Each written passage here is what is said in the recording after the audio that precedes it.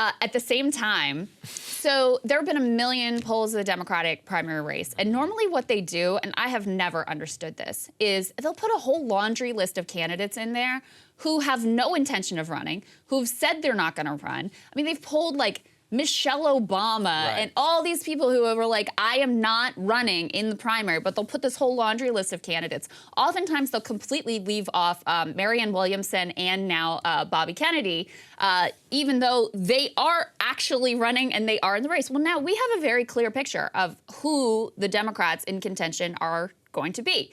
They have all now announced. Probably. I mean, I think it's unlikely that you see any other entrants. I don't see anyone else making any noise about it. You've got Marianne Williamson, you've got Bobby Kennedy Jr., and you've got Joe Biden. So lo and behold, one news organization decided, let's actually poll on the contest that exists rather than this weird fantasy one where we're running AOC and Michelle Obama and Hillary Clinton and every other laundry list of candidate. And the results are kind of interesting. Put this up on the screen. This is Fox News poll. And they're, serious pollsters over there. Joe Biden's at 62%. Robert Kennedy Jr., 19%. And Marianne Williamson at 9%. So you've got, that's like a third. You've got a third, and you've got, more than a third of voters who are not backing Biden here. Those numbers, considering the media has completely pretended like these two candidates don't even exist, right? Anytime they even get mentioned, it's always couched in all this language about they're a long shot, they don't have a real shot, they're not considered serious, they're like all of this language to try to dismiss them or invisibilize them entirely. They've been mocked and derided in the media, and yet clearly there is an appetite from voters for something other than a coronation. They are open to options. They would like to hear more about the options. And at the very least, they deserve to be able to see these candidates debate their ideas. And if at the end of the day they decide, listen, Joe Biden is our best bet for whatever reason, okay. But the fact that they are openly, explicitly, the Democratic Party blocking any sort of a real primary process is truly unconscionable, given the fact that there is a real appetite obviously for alternatives. Yes, absolutely. It's stunning also just to consider the media treatment. I mean, somebody who's polling at 19%, that is, in some polls, that's almost equivalent to how much Ron DeSantis has versus Donald Trump. So you've got to treat that person fairly. By the way, we are working right now on getting RFK Jr. So RFK, if you see this, we'd love to interview trying to have you on the show. We've been in communication with people around you, etc. But we're trying to make that happen because that's what we believe in here is let's talk. Like, let's figure this out. 19% of people are interested in you. I have your father's book right behind me, actually. That's an original that I found.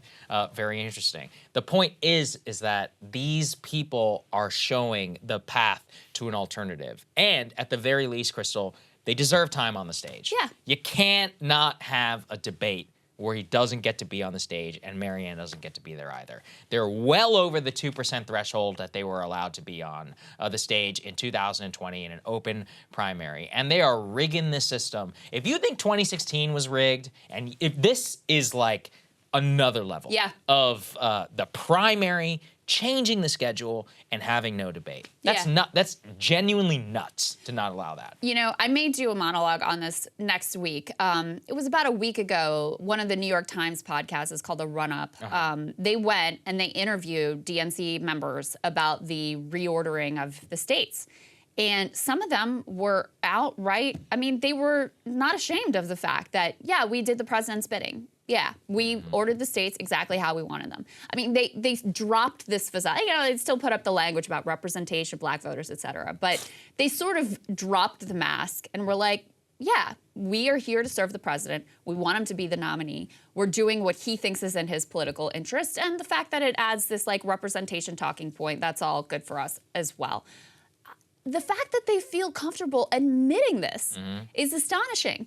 And, the New York Times has been part of this coronation process, but even they, in that piece, were like, this is a coronation, and I'm not sure how this squares with the fact that you have a clear, consistent majority of Democratic-based voters who are like, we want an alternative.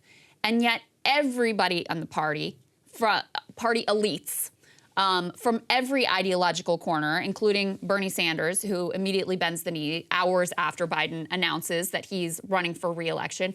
All of them coalescing behind him in what is a very, very anti-democratic and sort of outright authoritarian fashion.